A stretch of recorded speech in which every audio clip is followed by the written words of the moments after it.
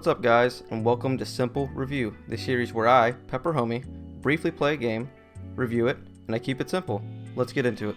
Buildings Have Feelings 2 is a city management game.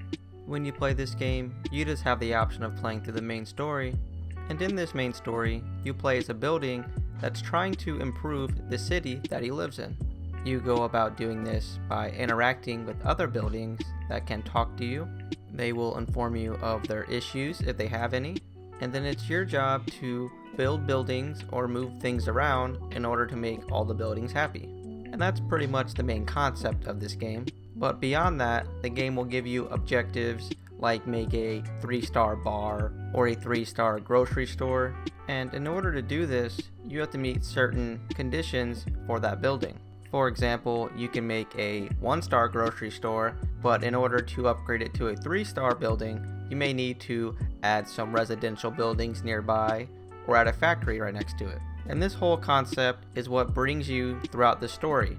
When you put down a new building, they'll have their own objectives, and as you go on, your city will start to get larger and larger, and you'll slowly begin to be able to complete your overall objective, which will then result in you being able to move on to a new city. And then you'll pretty much do the same exact thing, but the buildings will have their own personalities and they will all have their own issues. And now, from my experience when playing this game, I was pleasantly surprised how well this game played. City management games aren't typically something I would play because most of them require some time that you need to invest to really understand how to play the game, but this game really doesn't have that problem.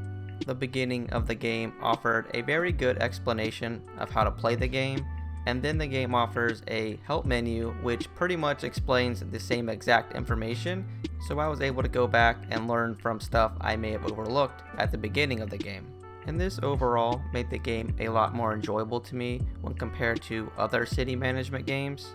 So if you're looking for a city management game that's just easy to pick up and play, this might be the game for you. Now, the only thing I could really complain about when playing this game is that navigating the area that you're working in can be a little difficult when you're trying to maneuver throughout your city.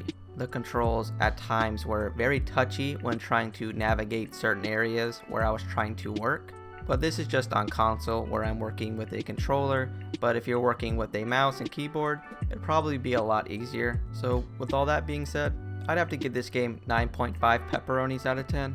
This is definitely one of the best city management games I've ever played, but it's held back a bit when trying to play this game with a controller. So if you guys like the content, drop a sub, drop a like, and I'll see you guys in the next one.